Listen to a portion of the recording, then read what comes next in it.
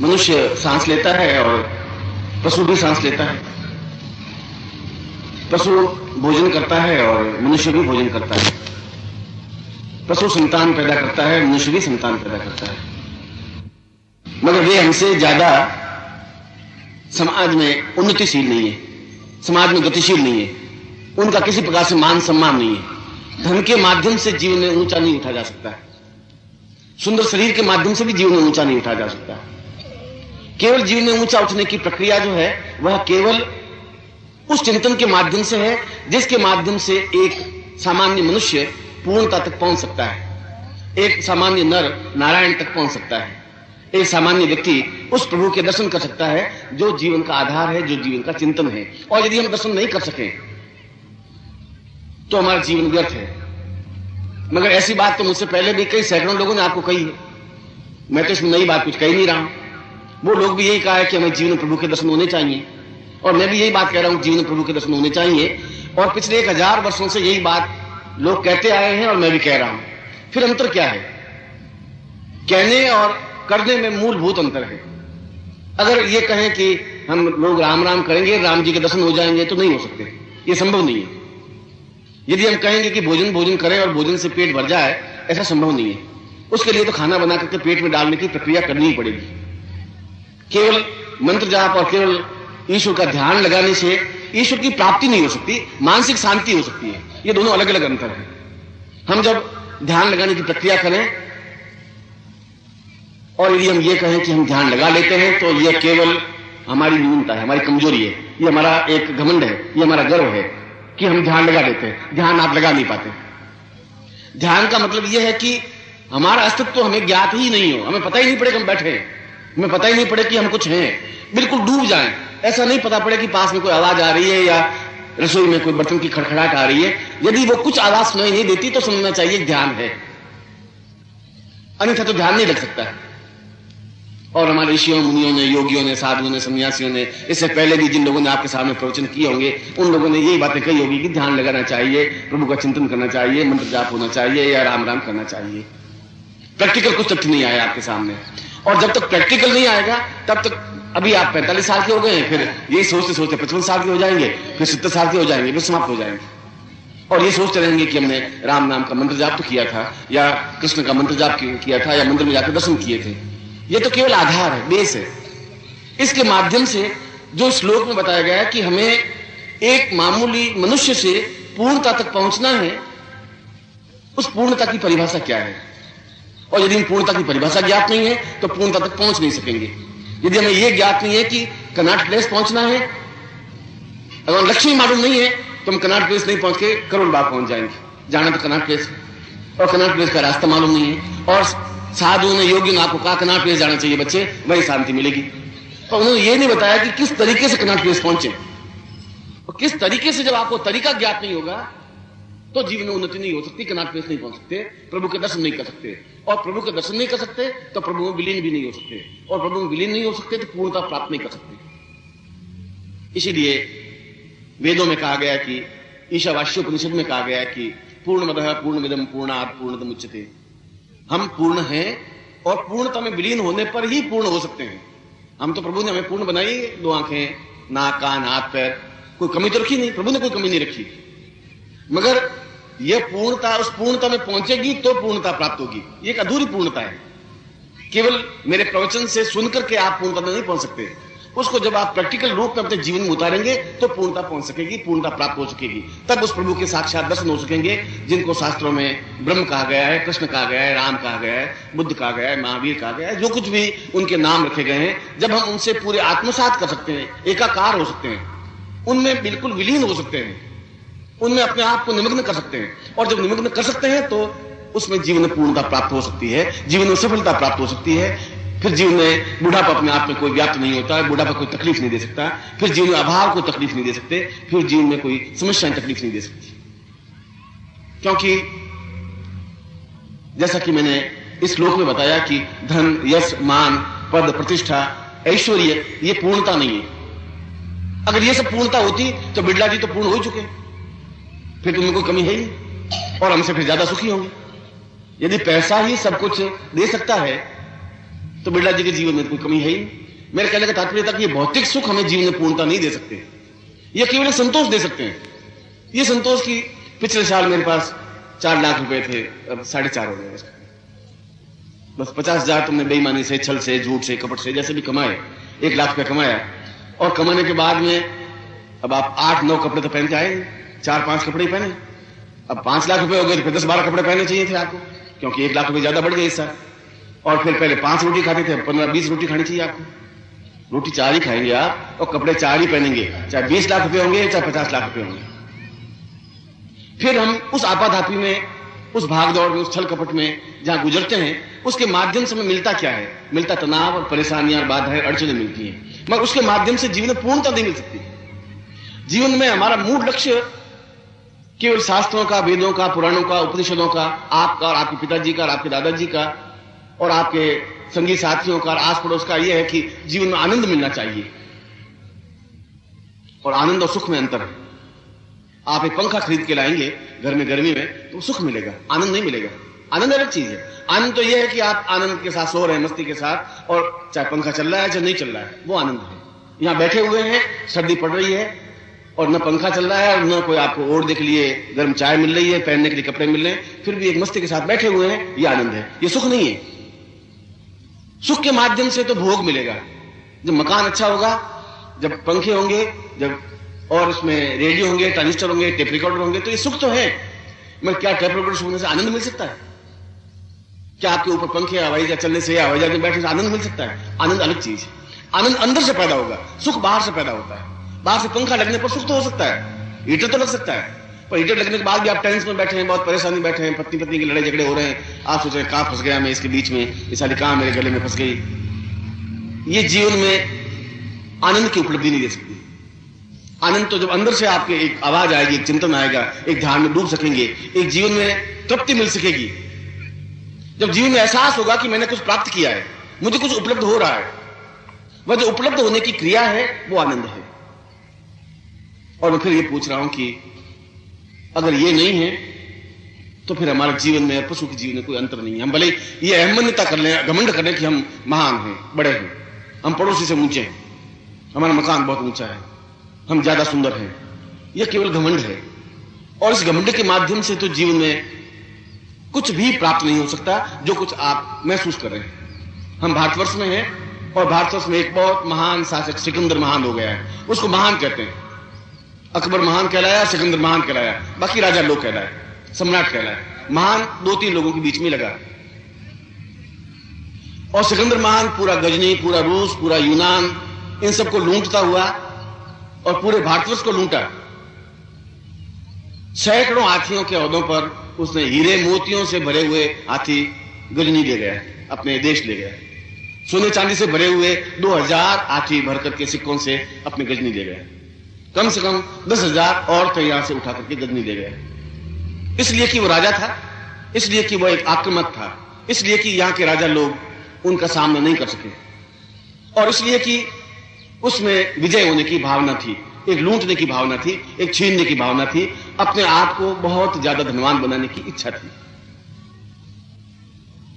जब उसकी मृत्यु निकट आई, जब उसको एहसास होने लगा कि अब मैं 4-6 घंटे में मर जाऊंगा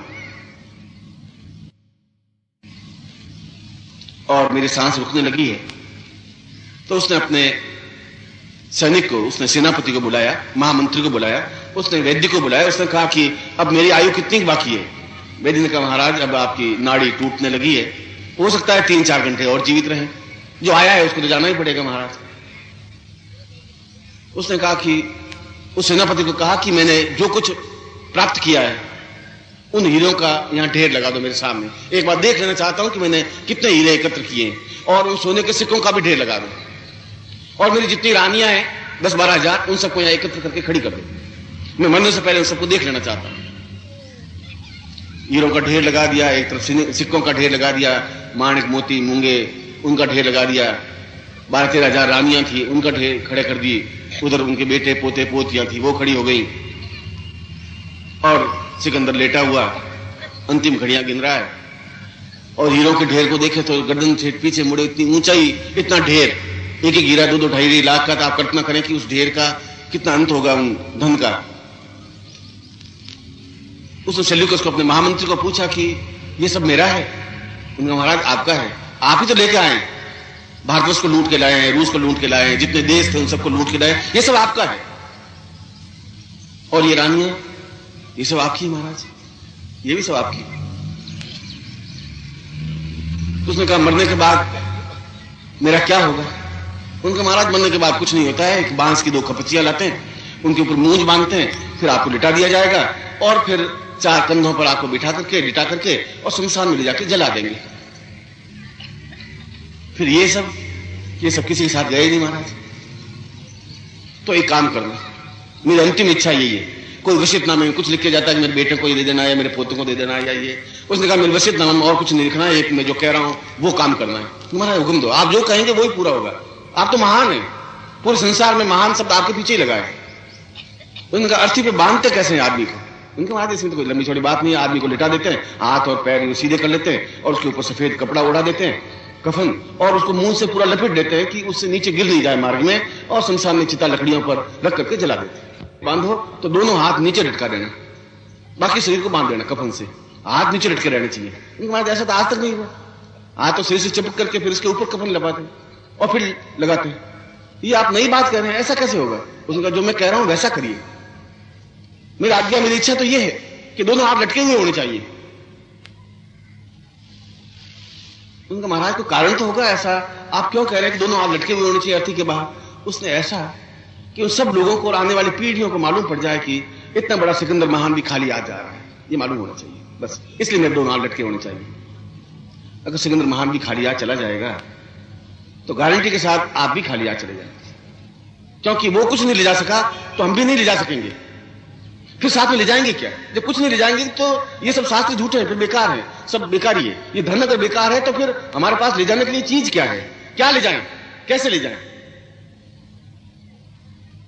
न पत्नी साथ जा सकेगी, न पत्नी पुत्र जा सकेगा, न भाई बंधु बांधव कुछ नहीं जा सकेगा, तो फिर साथ में कौन जाएगा? या अकेले ही यात्रा करनी है तो फिर ये तामझाम क्यों करें हम? क्यों इतने आयतोबा करें? 4 लाख को 5 लाख क्यों बनाए हम? जीवन यापन के लिए तो बहुत जरूरी है। अगर सपूत बेटा होगा तो और कमा करके जिंदगी व्यतीत कर लेगा, और कपूत बेटा होगा तो 5 लाख आप ही उड़ा देगा, फिर भी फकीर हो जाएगा। आप उसमें क्या करेंगे? कपूत बेटा तो 1 साल में उड़ा देगा, दूसरे साल खाली हाथ हो जाएगा, और सपूत बेटा होगा तुम्हारे पैसे उसकी जरूरत है ही नहीं, वो खुद 5 लाख इकट्ठा कर लेगा। और सिकंदर महान अगर कह रहा है तो सिकंदर महान ने एक ही बात कही, आप यूनान का इतिहास पढ़ें। उसने कहा कि मैंने जीवन में सब कुछ प्राप्त किया, रास्ता बता सके जिस रास्ते पर चल करके मैं प्रभु में लीन हो सकता है, उस आनंद को प्राप्त कर सकता जो आनंद आम आदमी प्राप्त नहीं कर सकता। जो आम आदमी जिस पूर्णता को प्राप्त नहीं कर सकते, वो पूर्णता अगर मैं प्राप्त कर सकता तो आज मैं बहुत प्रसन्नता के साथ जाता।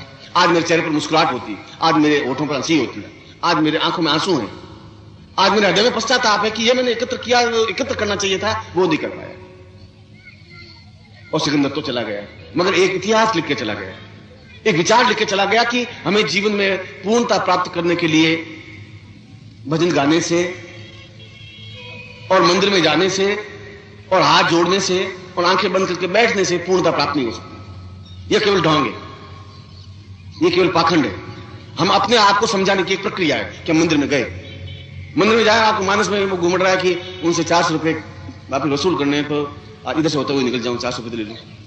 आपको मैंने वो घूम रहा है, और आप मंदिर में भगवान के सामने खड़े कि उसको सद्बुद्धि आ जाए, साल भर से दिए नहीं, 4000 रुपए मेरे फंसे हैं महाराज, ईश्वर मेरे 400 रुपए दिलवा देना, तो ठीक है मैं इधर से निकल जाता हूं, मैं कल आपको जरूर 5 रुपए का भोग लगा दूंगा। अब 4000 रुपए लेने के लिए 5 रुपए का तो आप सोचा इसमें नुकसान है, फंसे हुए रुपए तो ही, और 5 रुपए अगर देने से काम निकल जाता हो तो हमें क्या तकलीफ है?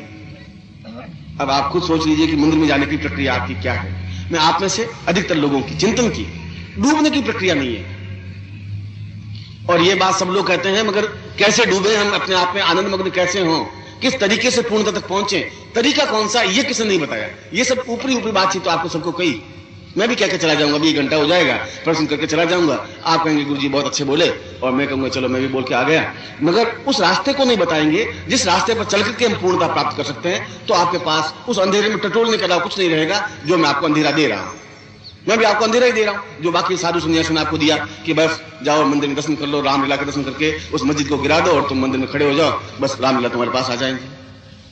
ऐसे तो रामलीला नहीं आ सकती, ऐसे प्रभु आपके पास नहीं आ सकते, न आप प्रभु के पास पहुंच सकते हैं। तुम्हारे बीच में गैप है, मेरे और तुम्हारे बीच में एक ये कड़ी है, मैं इसको बंद कर दूं तो मैं आप तक नहीं पहुंच सकता।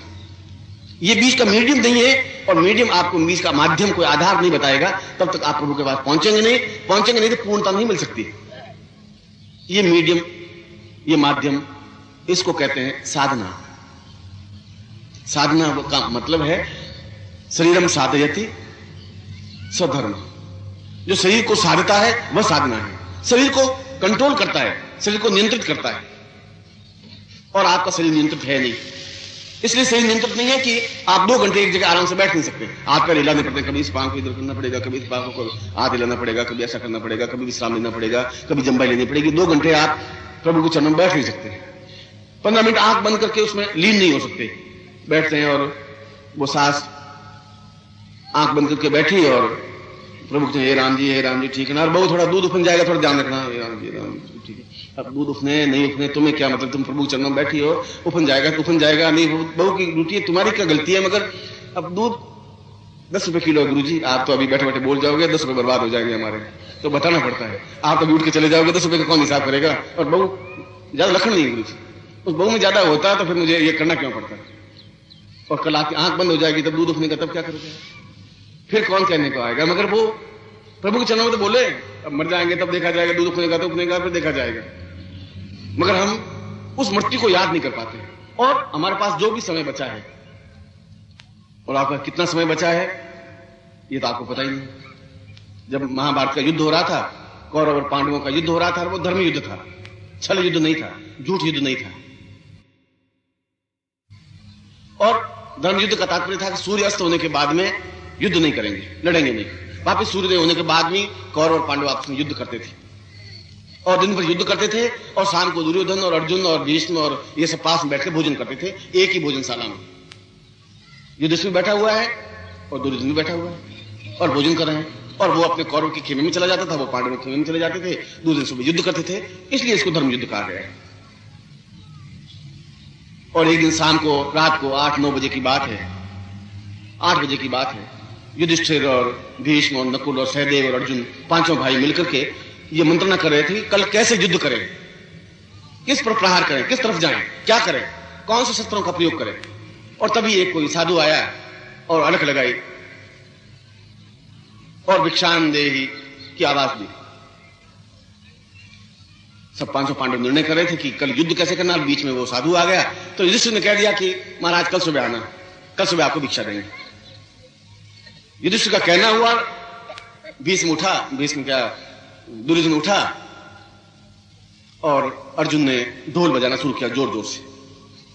भीम ने कहा अर्जुन क्या कर रहे हो, इतने जोर से रात्रि को युद्ध का नगारा क्यों बजा रहे हो, क्या है नगारा क्यों बजा रहे हो। उसने कहा अब निश्चय हो गया है, कल सुबह तक हम ये कम से कम युधिष्ठिर नहीं मरेंगे, ये गारंटी हो गई कि युधिष्ठिर झूठ बोलते नहीं, इसने कल सुबह भिक्षा देनी है, इससे सुबह तक तो मर ही नहीं सकते। ये कहा मैंने कितनी बड़ी गलती की, मुझे क्या मालूम कि घंटे पर बाद में जीवित रहूंगा या नहीं रहूंगा। मैंने एक सत्यवादी होने के बावजूद मैंने ऐसा आश्वासन कैसे दे दिया कि कल सुबह तुम्हें भिक्षा दूंगा। सुबह क्या होगा, मैं जीवित रहूंगा भी कि नहीं, इसलिए मैं पूछ रहा हूं कि आपका समय कितना है, आपको ज्ञात नहीं है।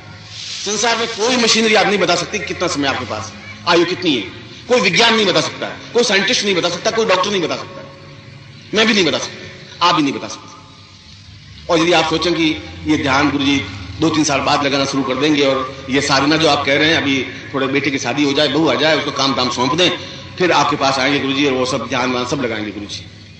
अब कब शादी होगी, कब बहू आएगी, कब आप उसको सिखाएंगे रसोई बनाना, और फिर आप मेरे पास आएंगे तो इस बीच में कौन क्या हो जाएगी, मौत कब झपट्टा मार देगी मुझको और आपको कुछ पता नहीं।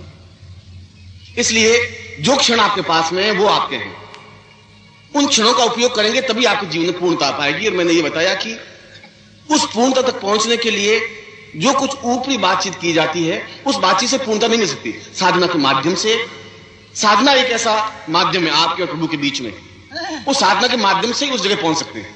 दान देने से प्रभु प्राप्त नहीं हो सकते। एक सुख मिल सकता है, संतोष मिल सकता है। एक मंदिर बनाने से संतोष मिलता है कि मैंने एक मंदिर बनाया, एक प्रभु को स्थापन किया। यह पूर्णता तक पहुंचने का रास्ता नहीं है, यह क्रिया नहीं है, यह एक परोपकार है, एक सामाजिक सेवा है, इसको समाज सेवा कहते हैं। आप प्रवचन सुनते हैं, यह एक मन की तुष्टि है, यह साधना नहीं है। साधना एक अलग चीज है। साधना का उस मंदिर में जाने या नहीं जाने से, इस बगीचे में बैठने या नहीं बैठने से साधना से कोई संबंध नहीं है। साधना बिल्कुल एक तथ्य अलग है, प्रार्थना एक अलग है, राम नाम जपना एक अलग चीज है, आंखें बंद करना एक अलग चीज है, दान देना एक अलग चीज है। इनका साधना से कोई संबंध नहीं है। साधना बिल्कुल एक अलग चीज है। साधना ही एक ऐसा चीज है जिसके माध्यम से आप उस जगह पहुंच सकते हैं जहां परमानंद की प्राप्ति होती है। ब्रह्मानंदम परम सुखदम केवलम ज्ञान मूर्ति द्वंद्वातीतम, जहां कोई द्वंद्व नहीं है, जहां कोई भय नहीं है, जहां मृत्यु का भय नहीं है, जहां मृत्यु झपट्टा मार ही नहीं सकती। आप मर नहीं सकते, ये गारंटी है। 1000 साल तक भी मर नहीं सकते, क्योंकि राम अगर नहीं मरे तो आप भी नहीं मर सकते, कृष्ण नहीं मरे तो आप भी नहीं मर सकते। यदि गौतम बुद्ध नहीं मर सकते, महावीर स्वामी नहीं मर सके तो आप भी नहीं मर सकते। क्यों नहीं? राम का नाम तो आपको ज्ञात है कि एक रामचंद्र जी थे, दशरथ जी के पुत्र थे, इतना तो आपको भी ज्ञात है। दशरथ जी के पिताजी का नाम क्या था वो आपको ज्ञात है, और उनके पिता दादाजी का नाम क्या था ये आपको ज्ञात है ही नहीं, क्योंकि वो मर गए। वो मर गए, राम मरे नहीं, इसलिए राम मरे नहीं, इसलिए आज भी हमें याद है। पर राम जी के दादाजी थे, वो मर गए। और अगर आपको भरोसा नहीं हो तो आपको अपने पिताजी का नाम ज्ञात है, इतना मुझे ज्ञान है, और दादाजी का भी नाम आपको मालूम है, ये भी मुझे ज्ञात है। आप में से 50% लोगों को परदादा का नाम मालूम नहीं है, और परदादा के पिताजी का नाम तो आप में से किसी को भी ज्ञात नहीं है। केवल 4 पीढ़ी पहले ही आदमी मर गया तो 4 पीढ़ी बाद आप भी मर जाएंगे। आपके बेटे आपको नाम याद रखेंगे, पोते नाम याद रखेंगे, अगले पोतों के बेटे आपका नाम याद नहीं रखेंगे, क्योंकि आपने परदादा के पिताजी का नाम याद रखा ही नहीं है, ही नहीं याद आपको। आदमी इतना जल्दी मर जाता है, और नहीं मरे इसलिए बेचारा बहुत कोशिश करता है। यहां ये लिख देता है कि लक्ष्मीनाथ मार्ग, कुछ नहीं करेंगे, शायद नहीं मर जाएंगे तो लक्ष्मीनाथ मार्ग लोग याद रखेंगे, ऐसा कुछ करते हैं। कोई ताजमहल बना के मर जाते हैं, कोई मंदिर बना के मर जाते हैं, कोई धर्मध्वजा लगा के मर जाते हैं, कोई भूखे मर के मर जाते हैं, केवल इसलिए कि शायद मेरे मरने के बाद जिंदा रह सकूं।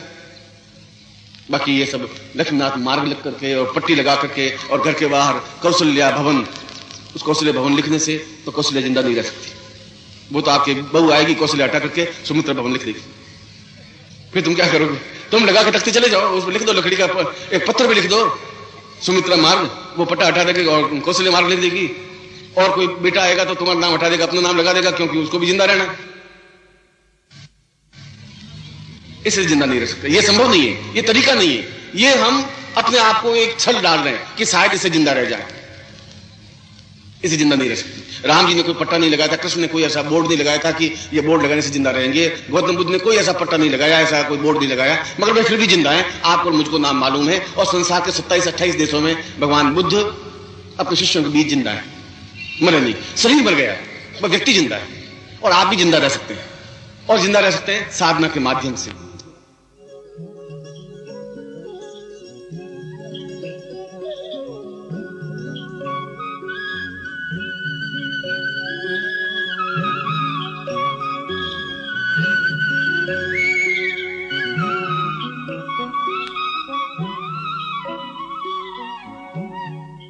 का नाम सुना होगा, एक बहुत बड़ा, बहुत खतरनाक राजा हो चुका, लाखों लोगों को कत्ल करवा चुका था। उसने प्रयोग किया था, उसने अपने देश के 5 मौलवियों को और 5 पंडितों को बुलाया और पूछा कि भगवान कैसे होते हैं, तुम्हारे खुदा कैसे होते हैं? खुदा कैसे होते हैं, ईश्वर कैसे होते हैं, ये तुम्हें क्या हिटलर तुम्हें कैसे बताएं? हिटलर वो राम के रूप में भी होते हैं, धनुष बाण लिए होते हैं, बांसुरी लिए हुए भी होते हैं, उनके अलग अलग रूप हैं। उनका नहीं, खुदा तो वो भगवान तो एक ही होगा, 50 तरह के थोड़ी होते हैं, तो कपड़े अलग अलग पहने हुए हैं। आप ये बताइए कि खुदा कैसा होता है, ईश्वर कैसा होता है? उनका हम आपको समझा चुके हैं भाई, अलग अलग होते हैं, मुरली लिए हुए भी हो सकते हैं भगवान, और धनुष बाण लिए भी हो सकते हैं, और भी कई रूप में हो सकते हैं, नटवर नागर भी हो सकते हैं, और दुर्गा भवानी जगदम्बा भी हो सकती है, हाथ में तलवार लिए हुए अष्टभुजा वाली भी हो सकती है। ऐसा तो नहीं होता। मुझे आप सब मिलकर के ये बताइए कि राम कैसे होते हैं, या ईश्वर कैसा होता है? ईश्वर क्या है, वो कैसा होता है? एक ही तो होता होगा, ब्रह्म तो एक है ना। और तुम नहीं समझा सके तो उसको कैद में डाल दिया, उन 5 मौलवी को और 5 पंडितों को कैद में डाल दिया। केवल पीने के लिए पानी दिया गया, आटा खाना दिया ही नहीं। एक दिन बीत गया तो मौलवियों ने खुदा से इबादत की, एकदम से घुटने टेक करके या खुदा अल्लाह वसल्लल्लाहु अल्लाह ये सब किया, उन्होंने राम राम राम राम कृष्ण कृष्ण किया। वो दिन तो बीत गए, अब सोचा खाना आया ही नहीं, क्या हुआ? शाम को ये हिटलर साला बहुत बदमाश है, खाना ही नहीं दिया। दूसरे और सुबह हुआ, तो होने के बाद फिर भी नमाज पढ़ी, उन्होंने खुदा से भगवान से इबादत की, शाम हो गई। उस दिन भी दूसरे शाम होते ही वो 5 बार नमाज पढ़ना भूल गए, 2 बार नमाज पढ़ना शुरू किया। खाना तो आना चाहिए, बिना खाने के कैसे चलेगा? ये कोई तरीका हुआ? हमने कोई पाप किया था सर, कोई गालियां दी हिटलर को, ये कोई तरीका है? उसने फिर पानी पिला दिया, पानी भिजवा दिया उस कैद में, रोज नहीं वगैरह कुछ नहीं। 30 दिन हो गए, अब वो चीखने लगे कि पहले खाना दीजिए, बाकी सब बात बाद में, ये तुम क्या कर रहे हो, मुझे कैद क्यों कर रखा है, हम लोगों को क्यों कैद किया। वो 5 नमाज तो भूल गए, पूछा अब रोटी करने लगे, इधर वो भी राम कृष्ण सब भूल गए। अब रोटी की रोटी तो दे कुछ, 30 दिन की रोटी उनको नहीं दी। सांस को सब ख्याल रखा, अब न वो अल्लाह से लड़ाई, न खुदा से लड़ाई, न यीशु से लड़ाई। चौथा दिन पूरा बीत गया और 5 दिन हो गया तो एकदम पस्त। अब आंख बंद कर सामने गोल गोल रोटी दिखाई दी, उस मुसलमान को भी और उस हिंदू को भी। ये रोटी, ये क्या हो गया।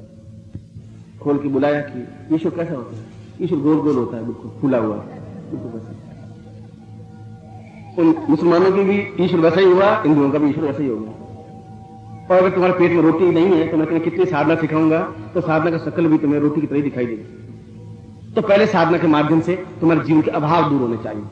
जब जीवन के अभाव दूर होंगे तब जीवन में पूर्णता आ पाएगी। पहले तो ये आवश्यक, क्योंकि हम ग्रस्त में, जिस दिन साधु लंगोटी लगाई हुए होते बच्चा कुछ नहीं, ऑलराइट मैं तुम्हें कह दूंगा अच्छा बच्चे कुछ नहीं, ये घर बार क्या है, चलो मेरे साथ, चलो और द्वार तक पर। उनका महाराज आप तो लंगोट लगाए हुए ठीक है, मेरे घर में बच्ची बड़ी हो गई, 24 साल की, शादी तो करे पहले, तुम्हारी बच्ची नहीं, तुम मालूम नहीं है दुनियादारी क्या कहती है। तो साधु को मालूम नहीं है, भगवान कपड़े पहनने वाला नहीं बता सकता कि ये घर में जो पेरेंट्स से लड़की 24 साल की हो गई वो कितनी परेशानी है, वो नहीं समझ सकता। या आप समझ, भूख है उसको साधु नहीं समझ सकता, क्योंकि वो तो कहीं खड़ा होगा तो महाराज आशीर्वाद दे देंगे, उनको घी पकवान खिला देंगे, हमसे मोटे ताजे लाल सुर्ख है, तो चेहरा हम तो घर पिछले हैं और चेहरा पिचका हुआ, उनका चेहरा पिचका हुआ ही नहीं।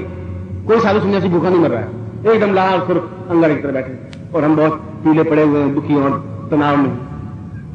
इसलिए तो उनको मुफ्त की रोटियां मिल जाती है और हमें बहुत मेहनत करनी पड़ती है, बड़ी मुश्किल से 2 रोटी का जुगाड़ हो पाता है। इसलिए साधना का तात्पर्य है कि हमारे जीवन में जो भी अभाव हो, अभाव है रोग, अगर जीवन में रोग है, आपको बहुत ज्यादा खांसी, बहुत आपको ज्यादा दमा है, तो मैं साधना कितनी बताऊंगा, उस साधना में आपको सफलता मिल नहीं सकती कि साधना कर नहीं सकते। खांसी करेंगे कि साधना करेंगे, अगर पुत्र नहीं है तो भी साधना नहीं कर सकते, दम एक टाइम से। लड़की बड़ी है तो भी साधना में आपका ध्यान नहीं लग पाएगा। घर में पत्नी लड़ाई झगड़ा कर रही है या पति लड़ाई झगड़ा कर रहा है, और मैं कहूंगा अभी आप जाकर आंख बंद करके बैठेंगे, तो मैं तो पहले कहा था कि बगीचे मत जाओ, वहां कुछ नहीं सिखाते। कल तुम ये बीच में आंखें बंद करके बैठ के दुकान जाना है कि आंखें बंद करके बैठ क्या करो तुम, ये लड़ाई झगड़ा। इसलिए साधना का उस श्लोक में, जो मैंने पहली बार श्लोक आपके सामने कहा, श्लोक का तात्पर्य है कि उस साधना के माध्यम से गुरु उनकी उन समस्याओं का निराकरण करे जो उनके जीवन के अभाव है।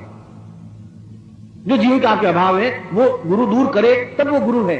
उपदेश देकर के जाने वाला गुरु नहीं हो सकता, वो तुम्हें उपदेश देकर के फिर और वो तो उनकी रोटी का साधन है। क्योंकि मैं तुम्हें उपदेश दूंगा, तुम्हें 25, 50, 5, 10 रुपए भेड़ चढ़ाओगे, और दिन में 100-200 रुपए भी चढ़े तो 8,000 रुपए महीना कलेक्टर को नहीं मिलता, मुझे तो मिल जाएगा और मुझे काम करना नहीं पड़ता। आप दुकान में बैठना पड़ता है, मैं तो गप्पे मार करके आपको कह करके 8,000 रुपए कमा लूंगा, क्योंकि 5-5 रुपए चढ़ाओगे, कम से कम 10 रुपए चढ़ाओगे, तो भी इतने लोग चढ़ाओगे तो कम से कम 2,000 रुपए रोज जाएंगे रोज के। उनका तो बिजनेस हो गया, पैसा हो गया। पैसे से उनको खुद को ही मालूम है कि इससे कुछ होना नहीं है, और आपको ही मालूम पड़ गया 5 दिन से साला कुछ क्या फर्क पड़ेगा, चलो दे दो। इससे अभाव दूर नहीं, वो गुरु नहीं कह सकते। गुरु वह है जो आपकी समस्याओं को समझे, गुरु वह है जो आपकी तकलीफों में साथ हो, गुरु वह है जो आपकी तकलीफों को दूर करने के लिए उस साधना को समझाए, उस मंत्र को समझाए जिसके माध्यम से वो तकलीफ दूर हो। आपके प्रयत्नों से तकलीफ दूर नहीं हो सकती, होती तो आप कर लेते, फिर मेरे पास आते ही नहीं। आपके प्रयत्नों से अगर आपकी गरीबी दूर हो जाती या कर्जा दूर हो जाता तो फिर मेरे पास आप क्यों आएंगे, गुरु के पास जरूरत क्या है आपकी? आप 45 साल मेहनत कर चुके हैं, ये सब कुछ करके देख लिया है, कर्जा नहीं उतर रहा है। 45 साल करके देख लिया कि बेटा कहना नहीं मान रहा है, तो आप भले कितने समझाएं, बेटा कहना नहीं मान रहा है आपका। लड़का नहीं पढ़ रहा है तो नहीं पढ़ रहा है, घर में पति पत्नी लड़ाई झगड़े हैं तो हैं, बीमारी अगर है तो आप सैकड़ों बार दवाई ले चुके हैं, अब आपके प्रयत्नों से और डॉक्टर के दवा नहीं मिट रही है, बीमारी नहीं मिट रही है। तो क्या तरीका है? वो तरीका यह है कि सही गुरु हो जो आपकी समस्याओं को समझ सके, और वह खुद पूर्ण हो आपस में। वह खुद ही अधूरा होगा, भिखमंगा होगा तो आपको क्या देगा? जो खुद ही आपने 5 रुपए की याचना रखेगा वो आपको संपन्न बनाएगा कैसे? मैं उम्मीद करूं कि आप 10 रुपए भेड़ चढ़ाएंगे, मैं आपको क्या संपन्न बनाऊंगा? मैं तो खुद भिखारी कैसे करूंगा? मुझे खुद में साधना में पूर्णता होनी चाहिए।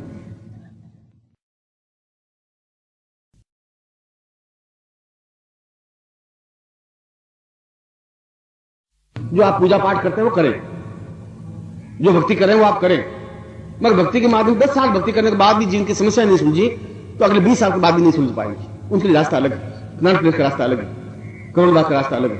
आप करोल बाग जाना चाहें तो करोल बाग जाइए, पर कनाट प्लेस जाना चाहे तो फिर उसको दूसरा रास्ता चुनना पड़ेगा, और चुनेंगे तो वहां पहुंच पाएंगे तो समस्याएं दूर हो पाएंगी। दूसरी सीढ़ी उस ब्रह्मत्व को प्राप्त करने की है, और तीसरी सीढ़ी अपने आप में पूर्ण आनंद मग्न होने की क्रिया है। ये तीनों सीढ़ियां साधना के माध्यम से हैं। इस छोटे से प्रवचन में ये सब कुछ संभव नहीं था कि मैं साधना की बारीकियां समझाता आपको, फिर भी मेरी कुछ पुस्तकें हैं जिनके माध्यम से आपको प्रारंभिक ज्ञान हो सकता है कि साधना क्या है। अपने जीवन के अन्य क्रियाकलाप करते हुए भी, भक्ति करते हुए भी, मैं भक्ति के बारे में भी आपको इतने अच्छा बोल सकता था जो ये बोला हूं। वेद पर भी, उपनिषद भी, पुराण पर भी बोल सकता था और ब्रह्म पर भी बोल सकता था, जहां आपको समझ में नहीं आता। वह तो बहुत उच्च कोटि के विद्वान होते तो उनके बीच में ब्रह्मत्व का उपदेश भी देता है। ब्रह्म क्या है, ब्रह्म तो क्या स्थितियां है, वो बोल सकता है। मगर आपको जीवन में जो आवश्यक है उसके बारे में मुझे बोलना था। और अगली बार अगर मुझे आने का मौका मिला तो मैं साधना की बारीकियां स्पष्ट कर सकूंगा कि वे साधनाएं क्या हैं, किस तरीके से की जा सकती हैं। मैं तो चाहता हूं कि आपके जीवन में कोई अभाव रहे ही नहीं, भौतिक भी, आध्यात्मिक भी, दोनों दृष्टियों से आप पूर्णता प्राप्त करें और आपके जीवन में सब कुछ प्राप्त करें जिसको धर्म कहा गया है। जहां आपके हाथों से इतना पैसा है कि आप मंदिर बना सके, देवालय बना सके, स्कूल बना सकें, और फिर अर्थ की प्राप्ति हो जहां आप संपन्न हो सकें, काम की प्राप्ति हो जहां आपकी पत्नी, पुत्र, बंधु बांधव, सुख, सौभाग्य, ऐश्वर्य सब कुछ मिल सके, और ये सब कुछ हो तो आप बहुत शांति के साथ मोक्ष को प्राप्त हो सकेंगे। मगर इन सब के लिए गुरु की आवश्यकता है। इसलिए गुरु को गुरु ब्रह्मा, गुरु विष्णु, गुरु देवो महेश्वर, गुरु साक्षात परब्रह्म। वो परब्रह्म दिखाई नहीं दे रहा, मगर यदि गुरु है तो परब्रह्म है, पाखंडी है तो ब्रह्म नहीं हो सकते। गुरु पाखंडी भी हो सकते हैं, गुरु छली भी हो सकते हैं, धोखेबाज भी हो सकते हैं, विश्वासघाती भी हो सकते हैं, आपको लूटने वाले भी हो सकते हैं, मगर वो गुरु नहीं हो सकते, वे पाखंडी हो सकते हैं। गुरु तो जो निश्चल भाव से आपको रास्ता बता सकते हैं वह गुरु हो सकते हैं। ऐसे जीवन में आपको गुरु मिले, आपके जीवन में सच्चा कोई गुरु प्राप्त हो सके, जीवन में पूर्णता प्राप्त हो सके। मैं आपको ऐसा ही आशीर्वाद दे रहा हूं कि आपके जीवन पूर्णता आ सके, ऐश्वर्य आ सके। एक बार फिर मैं आपको हृदय से आशीर्वाद दूं।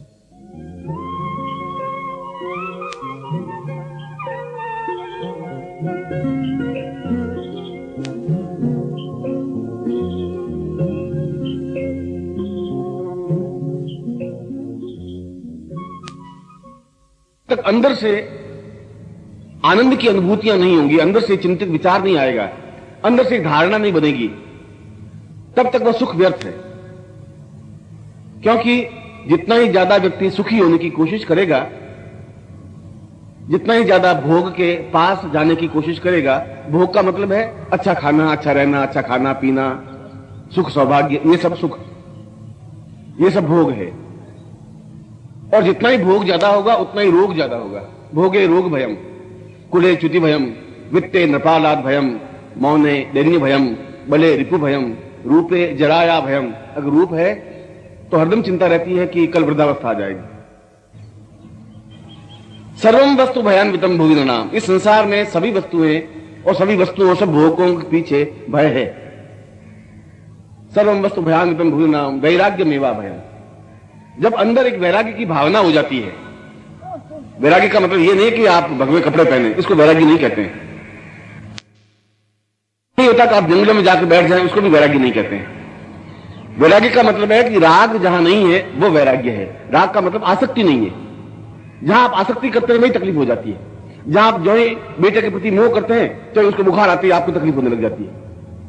जब आप आसक्ति नहीं है, आप कई बार, मैंने बहुत पहले 20, 30, 40 साल पहले एक दो बार मैं सिनेमा घर में भी गया था, और वहां मैं देखता था कि 8 आने का टिकट लेकर के बालकनी में जाके बैठे, और औरतें भी कई बैठी, पुरुष भी कई बैठे, पूरा हॉल उसका 3rd क्लास 2nd क्लास जो भी होता था भरा हुआ, और बीच में एक जो हीरोइन थी या महिला थी, उसका बेटा मर गया। बेटा उस पिक्चर में, उस चित्रपट पर मर गया, तो जो औरतें थी वो सिसकारियां लेने लगी, रोने लगी, उनकी आंखों में आंसू आने लगे, और हॉल में इतनी अधिक सिसकारियां भर गई कि जैसे बहुत तकलीफ हुई हो। अब उनको मालूम है कि हम 8 आना टिकट देकर के पिक्चर देखने के लिए आए, 3 घंटे बाद इस पिक्चर में से घर जाना है, इसका हमारे से कोई संबंध नहीं है, मगर आसक्ति हो गई कि मैं मां हूं और ये मेरा बेटा है, ऐसा लगने लगा। जो ही लगने लगा रोने लग गई, जबकि ये मालूम है कि ये तो पिक्चर हाउस है, 8 आना देकर के आए, पिक्चर देख करके घर चले जाएंगे, उनको कोई आंसू नहीं आए। अगर हम संसार में ऐसे टिकट लेकर के आ जाएं, देखेंगे ये सब ठीक है, ये कोई बहू चल रही है, बेटा चल रहा है, ये बाप चल रहा है, मां चल रही है, पर ये जा रहा है कि मैं 8 आने का टिकट लेकर आया हूं, मुझे वापस जाना है। जब आसक्ति नहीं होगी तो फिर दुख नहीं होगा, और जब दुख नहीं होगा तो धर्म की धारणा होगी। नहीं तो हम हरदम चिल्लाएंगे भगवान ने क्या किया, मैंने इतना पुण्य किया, रोज मंदिर जाती थी, रोज 4 आने चढ़ाती थी, और भगवान ने तो कुछ नहीं किया, आज मेरा लड़का बीमार है। आसक्ति है। पिछली बार जो मैंने आपको कहा कि भगवान राम या भगवान कृष्ण के बारे में जो कहा, तो मैं आपसे ज्यादा धार्मिक हूं, इसमें कोई दो राय नहीं। मैं भगवान राम के प्रति भी उतना ही अधिक नतमस्तक हूं। मैं ऐसा कोई क्षण नहीं जाता जहां मैं भगवान राम को स्मरण नहीं करता हूं या भगवान कृष्ण को स्मरण नहीं करता हूं। मगर मैंने कहने का मतलब यह है कि खाली मंदिर में जाने से कुछ नहीं होगा, जब तक हम उसको धारण नहीं करेंगे, उस चित्र को घर में लगाने से कुछ नहीं होगा। हमारे अंदर धर्म का मतलब धारयति सधर्म, हम जिसको धारण कर लें वो धर्म है। मुंह से बोलने से धर्म नहीं बन सकता। मैं कहूं मैं हिंदू हूं और उसके बाद मेरा वही छल झूठ कपट प्रपंच मेरा बना ही रहे, तो फिर मैं हिंदुत्व नहीं होगा। मेरा हिंदुत्व तब होगा जब मैं अंदर से बिल्कुल आसक्तमय बनूं, अंदर से बिल्कुल धर्म के प्रति एक धारणा बना लूं कि मुझे जो राम के आदर्श है उनका पालन करूं, अपने पिता का वैसी आज्ञा पालन करूं, मैं ऐसी स्त्री बनूं जो एक सीता बनी, ऐसा धारण करूंगा तो मैं हिंदुत्व कहलाऊंगा। वो धारण करने की क्रिया अलग चीज है, देखने की क्रिया अलग है। तो आए और हमने उस चित्र को देखा और हाथ जोड़े और खड़े हो गए और आ गए और हमने सोचा हमने बड़ा पुण्य कार्य कर लिया, हम भगवान के निकट पहुंच गए। भगवान के निकट पहुंचने की ये क्रिया नहीं हो सकती। हम एक अहंकार में जी सकते हैं और व्यक्ति चाहे ऊपर से कितना ही शांत और सरल दिखाई दे, मगर क्रोध और अहंकार आदमी का जा ही नहीं सकता, जाता ही नहीं। और यदि यह है तब तक धर्म नहीं हो सकता, तब तक धारण नहीं हो सकता, तब तक आप आनंद प्राप्त नहीं कर सकते। आनंद प्राप्त करने के लिए जरूरी है कि आप अंदर से बिल्कुल उसके प्रति आसक्तमय हो, अंदर से पूर्ण रूप से जुड़े हुए हो। जब भी एक समस्या है तो आपके मुंह से अनायास मां और बेटी का रिश्ता एक अलग आत्मिक रिश्ता होता है। और बेटी चाहे हमने कलकत्ता में शादी कर दी है और ज्यों ही कोई तकलीफ आई एकदम उसके मुंह से मां निकलता है। ऐसा क्यों होता है? इसलिए कि उसका इतना अधिक जुड़ाव हो जाता है मां से कि तकलीफ आते ही उसको एहसास होता है कि एक शब्द है मां और तुरंत उसके मुंह से मां निकलता है, बहुत तकलीफ हो गई या मैं बहुत बीमार हूं या बच्चा मेरा बीमार है। उसके मन में ईश्वर के बराबर उसका स्थान होता है। ठीक ऐसी धारण क्रिया है, ऐसी धारण क्रिया हमारे भगवान राम के प्रति होनी चाहिए। अगर है तो फिर हमें कोई तकलीफ होगी नहीं, फिर वो आनंद की अनुभूति होगी। हर क्षण में तकलीफ है तभी हम आनंद में बैठे हैं कि ठीक है हम आए हैं, सब चल रहा है, देख रहे हैं, ऐसा ही है। वो आएगा, कोई चलेगा, कोई नहीं चलेगा, कोई बीमार पड़ेगा, कोई ठीक होगा। हमारा जितना भी परोपकार हो सके हम करें, जितना भी हमारे शरीर से जो कुछ हो सके हम पड़ोसियों का, दूसरों का दुख दूर करें। मगर इस दुख दूर करने की क्रिया भी केवल एक जैसी नहीं होती। मनुष्य की ऊंचाई का कोई अंतर मालूम नहीं पड़ता कि आप में और मुझ में इस आदमी में क्या डिफरेंस है, कुछ पता नहीं पड़ता। ये आदमी भी वैसा ही दो हाथ दो पैर वाला व्यक्ति है, मैं भी वैसा ही हूं, ये भी वैसा ही है, वैसे वही है। भगवान राम भी दो हाथ दो पैर वाले थे, भगवान कृष्ण भी दो हाथ दो पैर वाले थे। मगर इन मनुष्यों में भी तीन प्रकार की स्टेज होती है। इससे मालूम पड़ता है कि ये आदमी कितना ऊंचाई पर है, ये स्त्री कितनी ऊंचाई पर है। एक पुरुष या एक स्त्री केवल अपने परिवार तक ही सीमित रहती है। उनमें परिवार में यदि बेटा या माँ या भाई या बहन या पति या पत्नी बीमार हुए, वो बहुत चिंतित रहती है, बहुत चिंतित रहता है, दुखी होता है, डॉक्टर के पास दौड़ता है, इलाज करवाता है। एक ऐसा व्यक्ति है। मगर यदि चार घर छोड़ के किसी पड़ोसी को तकलीफ हो तो उसको कोई वेदना नहीं होती। यदि उसका बच्चा बीमार है तो वो उसी आराम से खाना खाता रहता है, उसको कोई फीलिंग नहीं होता। ये सबसे घटिया व्यक्ति कहलाता है। ऐसा व्यक्ति सबसे छोटा व्यक्ति है। व्यक्ति तो वो है, धनवान भी है, लखपति भी है, करोड़पति भी है, पर मनुष्यता की दृष्टि से बहुत छोटा है। दूसरा व्यक्ति ऐसा है कि यदि उसके घर में कोई बीमार होता है तभी उसको वेदना होती है, मोहल्ले में कोई बीमार होता है तभी उसको इतनी तकलीफ होती है और छटपटाता है कि मैं क्या करूं उसके लिए। और यदि उसके घर नहीं जा सकता या नहीं जा पाता या इसके इलाज नहीं करवा पाता, पर मन में एक तकलीफ होती है कि खाना खाते समय उसको वेदना होनी चाहिए। वो मध्यम स्तर का व्यक्ति है, आदमी तो वो भी है। और तीसरे प्रकार का व्यक्ति है कि यदि बंगाल में अकाल पड़ता है और बंगाल में माल बंबई में इतने हत्याएं हुई, इतने लूट मार हुई और हमें यहां वेदना होती रहे कि वो भी मनुष्य थे, उनकी हत्याएं हो गई, उनका बेटा मर गया, कितना दुख हुआ होगा, और हम यहां बेचैन रहे, तो हम बहुत ऊंचे स्तर के व्यक्ति। ये व्यक्ति में डिफरेंस है, चाहे पुरुष हो चाहे स्त्री हो। और वो तब हो सकता है जब हम धर्म को धारण करते हैं। हमारे मंदिर के पास जाएं तभी हमारा मस्तक उतना ही नमे, हम दूसरों के प्रति उतना ही नतमस्तक हो, हमारा जीवन का स्तर ऊंचाई पर हो, छोटे स्तर पर हम नहीं हो। और ये जो मैंने सुख और आनंद की आपको अनुभूतियां का डिफरेंस जो बताया, जब ऐसा धारण क्रिया होगी तब अंदर से जो तत्व निकलेगा उसको आनंद कहते हैं। और जब आनंद होगा तो आदमी के चेहरे पर, मनुष्य के चेहरे पर एक ओज होगा, एक प्रकाश होगा, एक प्रभाव होगा। यदि आपने राम को देखा होगा तो राम के सिर के चारों ओर एक प्रभा मंडल है, एक रोशनी है। महावीर के चारों ओर एक प्रभा मंडल है, बुद्ध के चारों ओर एक प्रभा मंडल है, कृष्ण के चारों ओर प्रभा मंडल है, एक रोशनी है। और हमारे चेहरे पर उतनी प्रभा मंडल नहीं है, इसलिए कि उनके अंदर एक आनंद का उद्रेक है। जब आनंद बढ़ेगा तो रोशनी प्रभा मंडल बनेगा। वो प्रभा आप भी बन सकता है। ऐसा नहीं है कि प्रभा मंडल जो जन्म लेता है। जब भगवान बुद्ध एक गांव में गए और गांव में जाकर के पूछा कि तुम्हारे यहां कोई बड़ा आदमी पैदा हुआ कभी? तो गांव वालों ने कहा कि हमारे यहां जन्म से कोई बड़ा आदमी नहीं हुआ, आगे जाकर के बड़े आदमी बने। जन्म से तो बड़ा आदमी कोई होता ही नहीं। जन्म तो एक जैसा ही होता है, ऐसे ही बच्चा होता है, 2 हाथ 2 पांव, एक छोटा शिशु। मगर आगे जाकर के उसके कार्यों से, वो अपने कार्यों से कृष्ण बन सकता है, राम बन सकता है, महावीर बन सकता है, बुद्ध बन सकता है। अपने कार्यों से बनता है। जब आपका जन्म हुआ तो प्रभु ने आप में वो सब तत्व दिए थे और है। यदि आप उनसे परिचित ही नहीं हो तो आप उस महानता को नहीं प्राप्त कर सकते जो उन लोगों ने महानता को प्राप्त किया। महान तो आप खुद बन सकते हैं और आप हैं, यदि आप उस ऊंचाई तक, जो प्रथम स्तर का पुरुष, दूसरे स्तर का पुरुष और तृतीय स्तर का पुरुष बनने की क्रिया हो। तब जब आप पहला का स्वार्थ छोड़ेंगे, परिवार के अलावा अपने अंदर के गुणों का विकास मोहल्ले तक कर देंगे, तो आप और ऊंचाई पे उठे और पूरे देश तक आपका विकास होगा। और उससे भी आगे जाकर के पूरा संसार तक आपका विकास होगा कि वियतनाम में यदि युद्ध हो रहा और आप परेशान हो, दुखी हो, इराक में हमला हो रहा और आपको परेशानी आ रही है, तो आप समझिए कि मैं उस ऊंचाई पर पहुंचा हुआ पर्सनैलिटी में व्यक्तित्व हूं। जीवन का क्रम ऐसा होना चाहिए, मगर जीवन का क्रम ऐसा होने के लिए एक दिन में सब कुछ नहीं हो सकता है, क्योंकि धर्म और अध्यात्म में मूलभूत अंतर है। धर्म संकीर्ण हो सकता है, अध्यात्म संकीर्ण नहीं हो सकता है। धर्म में हम बिल्कुल एक, अगर धर्म के लिए तो ये लड़ाई हो रही है, ये हिंदू और मुसलमान क्यों लड़ रहे हैं? धर्म के लिए लड़ रहे हैं। अगर उनमें अध्यात्म भावना होती, यदि हमारे शुरू में ही अध्यात्म का विस्तार करते, चेतना अध्यात्म की होती, तो फिर लड़ाई झगड़े नहीं होते, फिर मारपीट नहीं होती, फिर इतनी हिंसा नहीं होती, इतने कटते नहीं।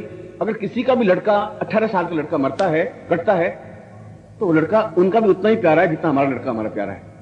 उस मां को भी उतना ही दुख हुआ होगा जितना हमको हुआ होगा। डिफरेंस कुछ नहीं, मां वो भी है, मां हम भी हैं, मगर हमारे अंदर कोई चेंज नहीं आता, इसलिए कि हम धर्म के प्रति बद्ध होकर के बैठ गए। अध्यात्म का मतलब है कि हमारे प्राणों का विस्तार पूरे संसार में हो, पूरे ब्रह्मांड में हो, पूरे देश में हो।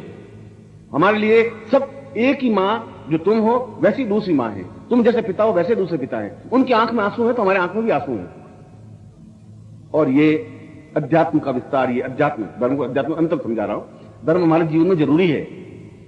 मुझे इस बात का गर्व है कि मैं हिंदू हूं, इस बात का गर्व है मुझे, मगर मैं दूसरे धर्मों को भी घटिया ढंग से नहीं देखता हूं। महात्मा गांधी ने भी यही कहा है कि इस बात का मुझे गर्व है कि मैं हिंदू हूं, मगर ये नहीं है कि दूसरा धर्म बिल्कुल खराब है, ईसा मसीह ठीक नहीं है या मोहम्मद साहब ठीक नहीं, ये मेरा मतलब नहीं है। वो भी अपनी जगह सही है, हमने उनका ज्ञान प्राप्त नहीं किया। हमने राम के प्रति, कृष्ण के प्रति, महावीर के प्रति ज्ञान प्राप्त किया, चिंतन किया। ये जीवन का जितना ही विस्तार तब हो पाएगा जब हमारे अंदर से क्रोध खत्म हो जाएगा, जब अहम खत्म हो जाएगा। 2 तत्व, यूं तो काम, क्रोध, लोभ, मोह, अहम, 5 तत्व अपने आप में, काम, क्रोध, लोभ, मोह, अहम। तो हम कहते जरूर हैं कि हमें अब कोई काम भावना नहीं है या अब हमें कोई लोभ नहीं है, हम कहते हैं, मगर मूल रूप से वो समाप्त होता नहीं। हम क्रोध छोड़ नहीं पाते। हम कहते जरूर हैं, छोड़ना और कहने में डिफरेंस है। और जब तक हम छोड़ेंगे नहीं, तो जब तक अंदर भरा हुआ क्रोध और अहंकार है, तो फिर उस जगह आप धर्म को कहां धारण करेंगे, फिर ज्ञान को कहां धारण करेंगे, फिर किस जगह पर आप चेतना को धारण करेंगे? जब तक आप मानसिक रूप से परिवर्तन नहीं होंगे, तब तक आपके जीवन में अध्यात्म का विस्तार नहीं हो पाएगा। और जब तक अध्यात्म नहीं है, तब तक जीवन में आनंद की उपलब्धि भी नहीं है। और यह अध्यात्म आपको धर्म की ज्ञान तो देने की जरूरत नहीं है। आपको धर्म देने की कोई जरूरत थी भी नहीं। क्यों जरूरत नहीं थी? कि आप जहां पैदा हुए, धर्म अपने आप आपके साथ में शुरू हो गया। आप हिंदू के घर में पैदा हुए, आपका हिंदू धर्म शुरू हो गया। उसमें कुछ पूछने की जरूरत हुई नहीं, आपको कोई सर्टिफिकेट मिलने की जरूरत नहीं थी। आप जो ही मुसलमान के घर में पैदा हुए, मुस्लिम धर्म आपका हो गया। आप ईसाई घर में पैदा हुए, ईसा मसीह का धर्म हो गया। आपने धर्म को लिया नहीं है, धर्म आपके ऊपर थोप दिया गया है। पर अध्यात्म थोप नहीं सकता। अध्यात्म को तो प्राप्त करना पड़ेगा। आप ये समझेंगे कि ये वेद, ये पुराण, ये शास्त्र, ये देवता, ये ईश्वर, ये शिव, ये क्या है, इनको आप जानते भी नहीं है। यदि भगवान राम को आपने देखा है कि राम के हाथ में धनुष बाण हैं और ऐसे राम जी हैं, ये आपके माइंड में बिल्कुल स्पष्ट है। और यदि आज यहां से आप बाहर जाए, सचमुच के भगवान राम आ जाएं, एक धोती कुर्ता पहने हुए, हाथ में शॉल लगे हुए, तो आप पास में निकल जाएंगे, आप पहचानेंगे ये राम है। आप नहीं पहचानेंगे, क्योंकि आपने कभी राम को देखा नहीं है, आपने पहचाना चित्रों के माध्यम से। और जो चित्र जिसने बनाए हैं वो भी आपके मेरे जैसा ही आदमी था, उसने भी राम को देखा तो था नहीं। उसने भी कल्पना से कि रामायण में तुलसीदास ने लिखा है कि राम हाथ में धनुष बाण लिए हुए थे, ऐसे थे, वीर थे, बहादुर थे, ऐसा चेहरा था, वैसा उसने चित्र बना दिया। पर उस कल्पना के द्वारा चित्र बनाया हुआ और वास्तविक चित्र में बहुत बड़ा अंतर होता है। मैं आपका चित्र, आप कहेंगे मेरा चित्र बनाओ, किसी लाल का चित्र बनाओ, 2 आंख 2 कान, टोपी पहनी हुई है, ऐसे पाव है, पर उसका फोटो, उस मैंने जो चित्र बनाया उसमें अंतर होगा। इस चित्रकार ने भी जो चित्र बनाया वो बिल्कुल वही राम है, उसमें और थोड़ा अंतर हो सकता है। उसको कौन समझाएगा? धर्म तो समझा नहीं सकता। धर्म ने कहा ये राम है, मैं भी कह रहा हूं ये राम है, मगर वास्तविक राम अगर धोती पहने हुए हैं या कुर्ता पहने हुए हैं, कभी भूल से धोती कुर्ता पहन भी दिया, तो क्या हम पहचान सकते हैं? नहीं पहचान सकते। तो कैसे पहचानेंगे? जब तक आनंद की उद्रेक होगा, और आनंद का उद्रेक तब हो सकता है कि आनंद की उपलब्धि कब हो सकती है? जब तुम्हारे पास गुरु होगा, चाहे कोई गुरु हो, चाहे कैसे ही गुरु हो, मगर गुरु हो, फ्रॉड नहीं हो, धोखाधड़ी नहीं हो, छल नहीं हो, झूठ नहीं हो, कपट नहीं हो, असत्य नहीं हो। इसलिए गुरु को ब्रह्मा कहा है, इसलिए गुरु को विष्णु कहा है। जो सही अर्थों में गुरु हैं, जो सही अर्थों में आपको ज्ञान देने वाले हैं कि ये राम का मूल चिंतन ये है कि आप आंख बंद करें, अंदर आनंद की उद्रेक होगा, तो उस राम का वास्तविक स्वरूप आप अंदर देख सकेंगे। बाहर के चित्रों को देखने की आपको जरूरत नहीं रहेगी। जो ही आपने आंख बंद की, जो ध्यान लगाया, तो अंदर अगर आपका राम के प्रति चिंतन है, राम की मूर्ति, राम का चित्र, राम का बिंब साक्षात आपके सामने उपस्थित होगा। वो मूल रूप से स्वरूप उपस्थित होगा, और वह मूल स्वरूप बिल्कुल वास्तविकता के साथ आपको भगवान राम के चरणों में समर्पित कर सकेगा। तुभ्यम वस्तु गोविंद तुभ्यमेवं समर्पये। ये शरीर, ये मन, ये प्राण, ये तुम्हारा है। तुभ्यम वस्तु गोविंद, तुमने मुझे दिया है, और तुभ्यमेवं समर्पये, मैं वापस आपको समर्पित करता हूं। ये समर्पण की जो क्रिया आएगी वो बाहर से नहीं आ सकती। बाहर से ढोंग हो सकता है, बाहर से हो सकता है कि मैं मंदिर में जाऊं और मेरे मन में बिल्कुल उतनी श्रद्धा नहीं हो, पर अंदर से होगा तो फिर मैं अपने घर में भी बैठा रहूंगा, तभी मैं उस भगवान राम के दर्शन साक्षात रूप में कर सकूंगा। मेरे चेहरे पर एक मुस्कुराहट होगी, ओज होगी, एक तेज होगा, और मेरे चारों ओर उस रश्मियों का, उस किरणों का विकास होगा ही होगा, निश्चित रूप से होगा। ऐसा ध्यान भगवान राम ने भी किया होगा, तब उनके चारों ओर प्रभा मंडल बना है। ऐसा ध्यान, ऐसी धारणा कृष्ण ने भी की होगी, तब उनके चारों ओर प्रभा मंडल बना है। और उस युग में उनको भी, कृष्ण को भी कोई पहचान नहीं पाए थे, इसलिए उनको जितना अत्याचार कृष्ण पे हुआ उतना तो किसी मनुष्य पे हुआ ही नहीं होगा। बचपन से उनको मारने की क्रियाएं बनी, अगासुर गए, बकासुर गया मारने के लिए, कंस ने उनको प्रताड़ित किया, जलील किया, वासुकी उसने यमुना में छलांग लगाई तो उसको सांप ने उसको मारने की कोशिश की, और उत्तर प्रदेश में मथुरा में पैदा होकर के और ठेठ द्वारिका में जाकर बसना पड़ा, गुजरात के आगे, इसलिए कि लोगों ने उनको पहचाना नहीं। और जब लोगों ने नहीं पहचाना, तब कृष्ण को उस महाभारत में गीता के माध्यम से कहना पड़ा कि तुम मूर्ख हो, तुम नहीं, मुझे नहीं पहचान रहे हो, मैं भगवान कृष्ण हूं, मैं भगवान हूं, मैं ईश्वर हूं। अगर तुम यो नहीं समझ रहे हो तो यो समझ लो कि ये सब पेड़ है, इन पेड़ों में सबसे अच्छा पेड़ पीपल है, मैं पीपल हूं, यो समझ लो। तुम इतने मंद बुद्धि हो, यो नहीं सोचते कि सब नदियां जितनी सैकड़ों हैं उस गंगा नदी श्रेष्ठ है, तो मैं गंगा नदी हूं, यूं समझ लो। उस कृष्ण को कहने की क्या जरूरत पड़ी? इसलिए जरूरत पड़ी कि आम आदमी वो समझ नहीं पा रहा था कि ये क्या है, इसलिए उनको कहना पड़ा। और ये कहना इसलिए पड़ा कि उनके पास कोई गुरु नहीं था जो समझाते कि ये जो सामान्य आदमी है महाभारत में खड़ा है, ये ईश्वर का अंश है, ईश्वर का अवतार है। वो उनको बताता तो फिर उनको कृष्ण को बोलने की जरूरत नहीं पड़ती। तुम्हें बोलने की जरूरत इसलिए पड़े कि तुम जब समझो नहीं तो तुम्हें समझाने की क्रिया होगी।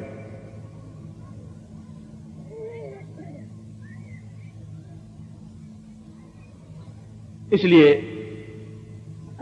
वाल्मीकि रामायण में, तुलसी रामायण तो आज से 400 साल पहले ही बनी है। अकबर के समय में तुलसी पैदा हुए, मीरा, सूर, तुलसी, कबीर अभी 400 साल पहले पैदा हुए, उन्होंने रामायण लिखी, और हम सब तुलसी से बनाए हुए राम से परिचित हैं। पर वाल्मीकि के राम, वाल्मीकि तो उस समय पैदा हुए जब राम थे, उन्होंने अपनी आंखों से राम को देखा है। जब राम ने सीता का परित्याग कर दिया तो वाल्मीकि के आश्रम में रही, तो जो कुछ वाल्मीकि ने देखा है वो अपनी आंखों से देखा है, राम के चिंतन को, विचार को, धारणा को। और उन्होंने भी, राम ने भी जब वाल्मीकि ने जाकर के आशीर्वाद दिया तो राम ने कहा कि मैं ऊपर से कभी कभी बहुत दुखी होता हूं, ऊपर से अंदर मेरे आनंद का उद्रेक है। और आनंद का उद्रेक इसलिए है कि अंदर मेरी कुंडलिनी का विकास है, कुंडलिनी जागरण की क्रिया है। ये वाल्मीकि रामायण में प्रसंग है और यही कृष्ण ने गीता में कहा है कि कुंडलिन्याम भवेत पूर्वम सपूर्व आनंदता भी। उस आनंद का उद्रेक तब हो सकता है जब अंदर की सारी वृत्तियां मेरी उद्रेक हो, ऊंचाई पे उठे। मगर मैं सोचता हूं कि पूरे भारतवर्ष में 1 अरब में से शायद एक आध व्यक्ति सही ढंग से कुंडलिनी को समझता होगा कि कुंडलिनी क्या है, कैसे अंदर का विकास हो सकता है, कैसे हमारा चिंतन हो सकता है, किस प्रकार से हम आनंद की उपलब्धि प्राप्त कर सकते हैं। और अगर आनंद नहीं है तो फिर जीवन व्यर्थ है। फिर आप जीवन रहिए और 2, 15, 20 साल जीता रहिए और ये खुश हो जाइए कि हमने एक धर्म किया। क्या धर्म किया कि हमने 4 आने जाके मंदिर में चढ़ाए। आपने उसको धर्म समझ लिया। आपने समझ लिया कि हमने आधा किलो मिठाई चढ़ा दी और हमने धर्म कर लिया। या गरीब बाहर से आया, 4 रोटी खिला दी, धर्म हो गया। धर्म तो एक अलग चीज क्रिया है। आपके पास पैसा ज्यादा था इसलिए धर्म कर दिया आपने। एक गरीब आदमी के पास पैसा नहीं था, धर्म नहीं कर पाए। मगर इसका मतलब ये नहीं कि वो बिल्कुल आपसे गया बीता है। उसके पास जो पूंजी है वो आनंद की पूंजी है, जो श्रेष्ठ पूंजी है, जो पूर्णता की पूंजी है, जो गुरुत्व की पूंजी है। उस गुरु के माध्यम से उस भगवान को पहचानने की क्रिया है। उसने भगवान को बाहर नहीं देखा है, उस अंदर उसका विकास किया है, प्राणों के अंदर। और जो विकास किया है तो जो ध्यान अवस्था में जाता है तो ऐसी अजीब सुख और आनंद की अनुभूतियां होने लगती हैं। एक पूर्ण पुरुषत्व बनने की क्रिया पूरी होती है और वह व्यक्ति अपने आप में एक नर से पूर्णता तक पहुंचने की एक स्थिति बनती है।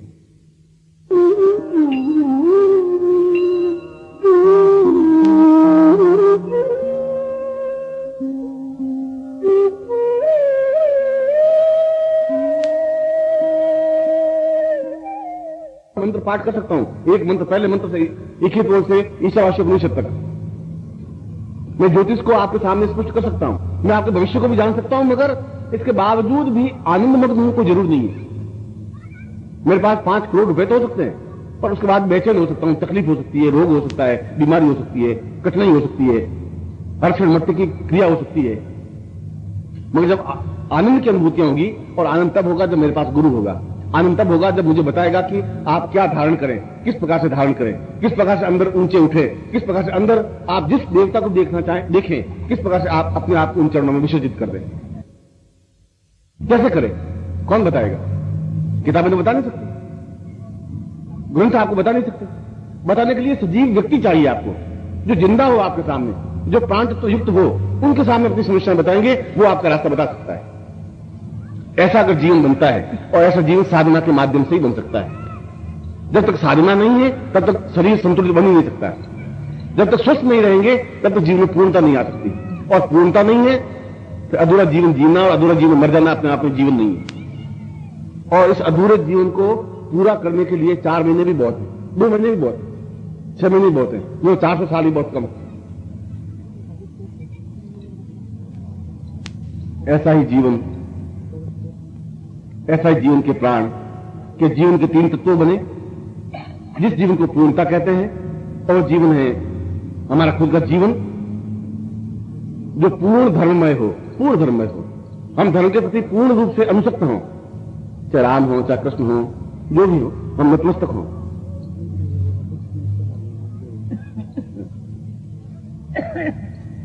और दूसरा, हमारे सामने कोई एक मार्गदर्शक हो जो हमें बताए कि आप किस प्रकार से अंदर साधना करें। साधना का मतलब है कि मंत्र जाप करें, जिससे कि हम उन तक पहुंच सकें, और किस प्रकार से उस आनंद को प्राप्त कर सके जो जीवन का आप अभी तक आपने 45 साल लिए, 50 साल लिए, 40 साल लिए, अपने ढंग से जीवन बिताया। जैसा भी समाप्ति हो जाएगी तो साल भर में एहसास कर सकेंगे कि ये जीवन जो हमें दिया गया है, जो हमें रास्ता बताया गया, इस जीवन के साधना के माध्यम से हम उस आनंद को प्राप्त कर सकते हैं जहां कोई दैन्य नहीं है, जहां कोई दुख नहीं है, जहां कोई भय नहीं है, जहां कोई पलायन नहीं है, जहां कोई चिंता नहीं है, जहां कोई ब्लड प्रेशर नहीं है, कोई तकलीफ नहीं है। एक अजीब सी खुमारी है, एक अजीब सा आनंद है, एक अजीब सा जीवन का चिंतन है, एक अजीब सी जीवन की पूर्णता है। और वह साधना तो 70 साल की बुढ़िया भी कर सकती है और 15 साल का बालक भी कर सकता है। 12 साल का सुखदेव भी अपने आप में पूर्ण ज्ञानी हो सकता है और 100 साल का व्यक्ति भी नहीं हो सकता। प्रहलाद भी हो सकता है, हम नहीं हो सकते। उम्र का कोई फर्क नहीं पड़ता। सही रास्ता होना चाहिए, सही चिंतन होना चाहिए। खाली हम अंदर कुछ धारणा है ही नहीं और हम एकदम से मंदिर जाएं या मस्जिद जाएं या गिरजाघर जाएं, उससे कुछ नहीं हो सकता। अंदर वो देवता हमारे स्थापित होने चाहिए, अंदर प्राण तत्व होने चाहिए, वो साधना के माध्यम से ही हो सकते हैं, क्योंकि मैंने धर्म ग्रंथों को भी अध्ययन किया है और शास्त्रों को भी अध्ययन किया है। आप जिस शास्त्र का नाम लें, आप लें, मैं पहले से लगा के अंतिम तक मैं मौके सुना सकता हूं, कोई घमंड नहीं कर रहा हूं, पर इस बात का गर्व है कि ये ग्रंथ मेरे भारत में रचे गए, हमारे ऋषियों में रचे हैं, हमारे पूर्वजों में रचे हैं, जिनके हम संतान हैं। उनको हम समझेंगे तभी हम जीवन में पूर्णता पा सकेंगे। और इस छोटे जीवन में आप उन सारे ग्रंथों का अध्ययन नहीं कर सकते, आप संभव नहीं है। उसका निचोड़ आप गुरु के माध्यम से प्राप्त कर सकते हैं कि मेरे लिए क्या उचित है, मैं किस चिंतन को, किस साधना को करूं, किस प्रकार से अंदर कुंडलिनी का जागरण हो, अंदर चेतना कैसे हो, कैसे मैं ध्यान लगा सकूं, आधे घंटे भी मैं एक विचार शून्य होकर के पूरी तरह से डूब सकूं, कैसे भगवान का दर्शन मेरे सामने कर सकूं। क्या भगवान का दर्शन मेरे लिए संभव है? और निश्चित रूप से संभव है, हर हालत में संभव है। जैसा मैं आपको देख रहा हूं वैसे ही आप ईश्वर को देख सकते हैं, छू सकते हैं, टच कर सकते हैं, बैठ सकते हैं, बात कर सकते हैं। कोई नई बात नहीं है, क्योंकि ये सब कुछ ब्रह्मांड है। ये सारा ब्रह्मांड तो मेरे अंदर है, आपके अंदर भी है। और जब कहा अर्जुन ने कहा कि ऐसा नहीं है, तो उसने विराट रूप कृष्ण दिखा करके देख ले, मेरे मुंह के अंदर पूरा देख ले कि महाभारत युद्ध हो रहा है, तो खुद देख ले, ये जो मर रहे हैं वो भी देख ले, ये जो बाहर सब कुछ हो रहा है मेरे अंदर हो रहा है, क्योंकि ये पूरा ब्रह्मांड मेरे अंदर है, तेरे अंदर भी है। तो कहीं तो झूठ नहीं बोल सकते। हमने उस ब्रह्मांड को पहचाना नहीं, हमने बाहर देखने की कोशिश की कि ये दिल्ली है, ये कलकत्ता है, बंबई है, ये है। ये सब कुछ जो कुछ घटित हो रहा था वो तो अंदर है। मैं आंख बंद करके अंदर जा सकूं, अंदर मैं कैसे जा सकता हूं? 7 शरीर में से ये एक शरीर नहीं, ये तो देह है, फिर भू है, भुव, स्व, फिर मह, फिर जन, फिर तप, फिर सत्यम। महावीर ने भी अपने जिनवाणी में यही कहा है, जब तक 7 शरीरों को तुम पूरे पार नहीं करोगे तब तक तुम्हें उस ईश्वर के दर्शन संभव नहीं है जो कुछ जीवन ब्रह्म है, जिसको चिंतन का है। मगर मैं एक बार फिर आप सब लोगों को हार्दिक आशीर्वाद देता हुआ और मार्गदर्शक के रूप में बताता हूं कि आप उस अध्यात्म के रास्ते से, धर्म के रास्ते से, उस साधना के रास्ते से आप अंदर जो महावीर ने बताया है, जो बुद्ध ने बताया है, उस रास्ते पर ठीक अंदर 7वें शरीर में, ये एक शरीर, इसके अंदर दूसरा शरीर, फिर तीसरा, फिर चौथा, फिर 5वां, 6वां, 7वां शरीर, वहां जब स्पष्ट करेंगे तब एक आनंद की अनुभूति होगी, तब आपको उस प्रभु के दर्शन हो सकेंगे जो आपका चिंतन है, जो आपकी इच्छा है, जो जीवन है। और यह जीवन आप अगले 4 महीनों में, 6 महीनों में प्राप्त कर सकते हैं और आपके जीवन में उन प्रभु के दर्शन हो जो आपके प्रभु हैं। मैं आपको ऐसा ही हृदय से आशीर्वाद देता हूं।